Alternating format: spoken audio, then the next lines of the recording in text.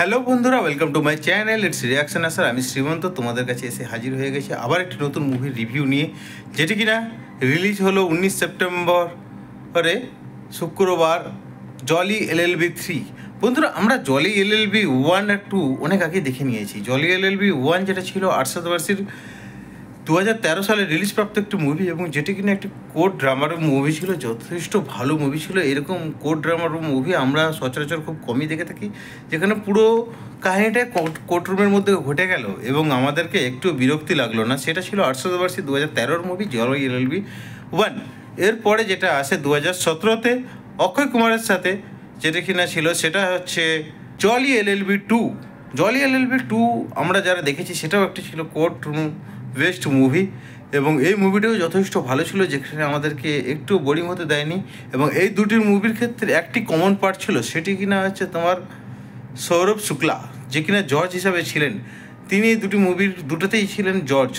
তো এই মুভিটা এবার যদি আমরা বলি যে এর সেকেন্ড পার্ট হয়ে গেল, ফার্স্ট পার্ট হয়ে গেল, থার্ড পার্ট কি আসবে না, কোনো সিকুয়েল কি আসবে না? এত সুন্দর একটা মুভি তা কখনো হয়? তাই তো নিয়ে চলে এসেছে জলি এলএলবি 3, অক্ষয় কুমার এবং আরশাদ ওয়ারসি আর সৌরভ শুক্লা তিনজনকে একসাথে। সেটি আজ রিলিজপ্রাপ্ত মুভি জলি এলএলবি 3। তো জলি এলএলবি 3 মুভি নিয়ে আমি যদি এক কথায় বলি, একটা এক্সিলেন্ট মুভি। মানে যারা যারা দেখেননি এখনও পর্যন্ত তাদের কাছে আমার রিকোয়েস্ট, যে মুভিটি আপনারা দেখতে যান। মুভিটি একটি যথেষ্ট ভালো মুভি এবং বেশ পাওয়ারফুল মুভি এবং কোর্টরুম বেস্ট, ঠিক আছে? তো কোর্টরুম যারা আইন নিয়ে পড়াশোনা করছে তাদের তো ভালোই লাগে, কিন্তু আমরা যারা আইন রিলেটেড লোক নই, কিন্তু আমাদের কাছেও ভালো লাগার একটা কারণ হয়ে দাঁড়িয়েছে অসাধারণ কাহিনী এবং অ্যাক্টিং, ঠিক আছে? এবং কমেডিও আছে এর সাথে। তো জলি এলএলবি 3 যেটা সেটা হচ্ছে একটা কমপ্লিট প্যাকেজ অফ একটি হাস্যকর ড্রামা এবং ইমোশন বেস মুভি, এটাতে আপনি সব পাবেন, আপনাকে এক মিনিটও বোরিং হতে দেবে না। তো এই মুভিতে আপনারা সরাসরি দেখতে পাবেন জলি এলএলবি 1 এর সাথে জলি এলএলবি 2 এর ক্লাস। তো এই ক্লাস একদম যে যুদ্ধ একদম যথেষ্ট ভালো, এবং আপনারা একটুও বিরক্ত হবেন না। তো ডিরেক্টর সুভাষ কাপুর এই ফ্র্যাঞ্চাইজিটাকে যেভাবে এগিয়ে নিয়ে চলছেন, তাতে বলার কিছু নেই। যে এত সুন্দরভাবে মুভিটাকে, হাস্যকর মুভিটাকে নিয়ে যাওয়া খুব মুখের কথা নয়, কিন্তু অনেক অনেক কিন্তু সিকুয়েল ফেল হয়ে গিয়েছে। সেখানে এই সিকুয়েল তুলে নিয়ে আসা যথেষ্ট একটা ভালো দিক বলবো, যেখানে মানুষকে এরকম একটা সুযোগ করে দিয়েছে হাসির মুভি দেখার জন্য কোর্টরুম ড্রামার। তো এই মুভিতে আমি যেটা বলবো, স্ক্রিন প্লে যেটা ছিল একদম কোনো রকম খারাপ কিছু নয়, যে ধরুন আপনি বোরিং হয়ে যাবেন বা সামথিং কিছু, সেরকম কিছু একটা ব্যাপার এর মধ্যে আপনি পাবেন না, ঠিক আছে?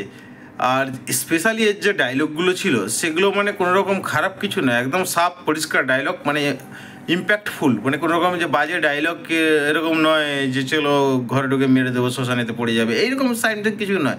একদম যুক্ত ডায়লগ, কোনো রকম প্রবলেম কিছু নেই সিনেমার মধ্যে।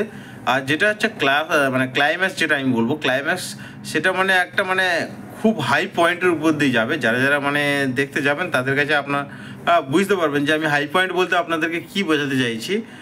আর এর মধ্যে কোনো রকম বোরিংনেস নেই যে চলো এটা আননেসেসারি দিয়েছে, সেরকম কিছু নেই। একটা দুটো সিন আছে, সেটা চলো ইগনোর করাই যেতে পারে, এটাতে এমন কিছু বড় ব্যাপার নয়।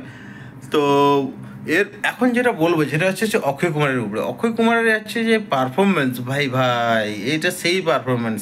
আমরা সবাই জানি যে অক্ষয় কুমারের কমিক টাইমিং কীরকম, আর অক্ষয় কুমার এখন যে ফর্মে এই মুভিটা দেখিয়েছে, বাপরে দারুণ ফর্ম আছে। আর এর কমিক টাইমিং নিয়ে তো কোনো বলাই যাবে না। প্রত্যেকটা সিনে যেখানে যেখানে কমিক করা দরকার, সেখানে পুরো একদম স্টেপ বাই স্টেপ উনি কমিক করেছেন। সেখানে কোনো রকম চলো ভাই এটা বাদ দিয়ে এরকম বলে মনে হয় না, একদম ওনার মতো করে উনি কাজ করে গেছেন। আর আরশাদ ওয়ারসি যে ছিল, আরশাদ ওয়ারসি ও সুপার অভিনয় করেছে। ঠিক, আর অক্ষয় কুমার এই ফর্মে থাকার জন্যে কোর্টরুমকে এত সুন্দরভাবে জমিয়ে তুলেছে, সেটাকে আপনারা না দেখলে বিশ্বাস করতে পারবেন না। আর এর মধ্যে যখন সৌরভ শুক্লার আমি কথা বলবো, সৌরভ শুক্লা একদম ও তো অসাধারণ অ্যাক্টার, ওর নিয়ে তো কোনো কথাই হবে না। উনি যেভাবে গোটা সিনেমাটাকে নিজের অ্যাক্টিংটা ব্যালেন্স করে গেছেন, সেটাকে আপনারা না দেখলে সচরাচর বুঝতে পারবেন না, ঠিক আছে? তো এর মধ্যে যারা ছিল সাপোর্টিং রোলে, গজরাজ, রাম কাপুর এখন যথেষ্ট ভালো ফর্মে আছে। গজরাজও যথেষ্ট এক্সিলেন্ট অ্যাক্টিং করেছে।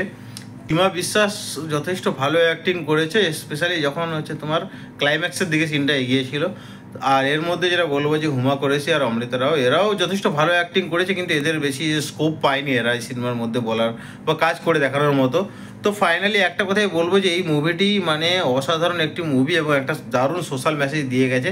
তো যারা যারা এই মুভিটি এখনও পর্যন্ত দেখেননি তারা তাড়াতাড়ি চলে যান সিনেমা হলে এবং এই মুভিটি দেখুন। অক্ষয় কুমার এবং অর্ষদ বার্সির একটি দারুণ মুভি জলি LLB3। আর ফ্রেন্ড, আমার এই রিভিউটা কেমন লাগলো সেটা আপনারা অবশ্যই আমাকে কমেন্ট করে জানাবেন। ধন্যবাদ।